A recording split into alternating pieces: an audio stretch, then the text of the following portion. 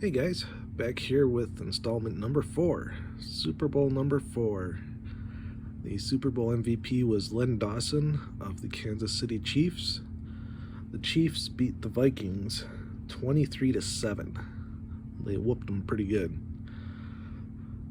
There's no cool story behind this card, unfortunately. I just bought it off of eBay. I really wanted to find an autograph of his, like this card with a in-person autograph, but couldn't find any at the time, so maybe someday I'll get there. So it's 1970 Topps, and true to the Topps, good old Topps form. It's got the cool stuff on the back, the cool stories. An interesting fact that I didn't know, if you can see there, is that it says that Len qualifies for a pension in both the AFL and NFL. I'm assuming because this was the last game that was played with between the two separate leagues before they became one. But I might have to look that up. That's kind of an interesting thing. I didn't know there was such a thing as a pension.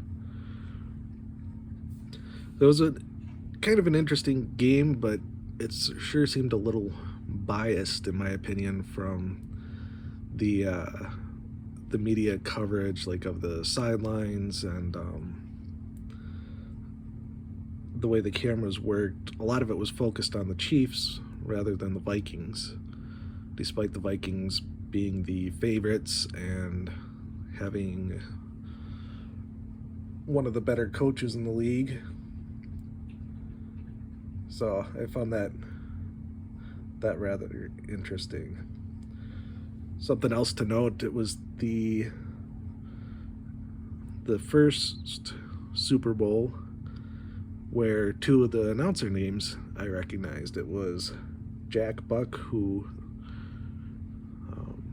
whose son is now broadcasting for Fox, and Pat Summerall, who I was first introduced to him, or I remember him most from the first EA Madden NFL computer game I played, which was the 99 version, I think.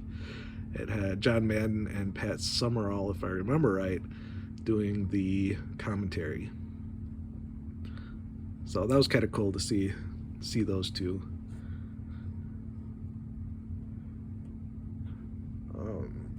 So there wasn't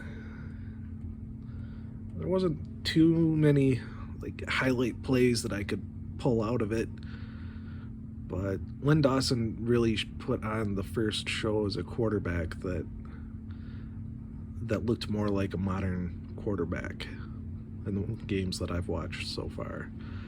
He was throwing with more anticipation, and the ball seemed to be in the right place more often.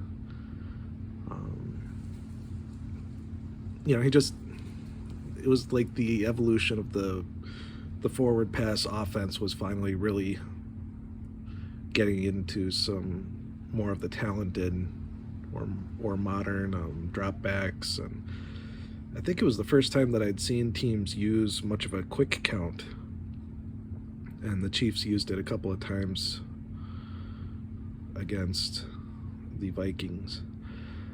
And I thought this was maybe the first time that I really agreed with the MVP selection as well. Dawson was throwing pretty well throughout the game, and he was also, back then the quarterbacks called the plays a lot of times. So he was responsible for some big hitters, and he may not have thrown it, but they ran a couple of reverses, and I think the first one he called on his own. The second one he got from the sidelines, but I think the first one he called on his own, and it gave him a big first down.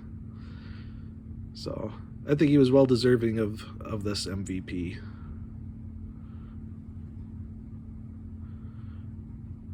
And I think that's about all I've got as far as nuggets for the game. I did notice that the disparity between the size of the players then and now. I think the biggest player on the field was I think it was the Vikings right tackle, and he was like 6'4" and 275 pounds, and he was like a monster out there. You know, it was most of the linemen were around 250 or so, and today if you're under 300 as an offensive lineman, that's pretty small. So it was interesting to see and how the game is evolutionized, and just the freak athletes that we have in today's game.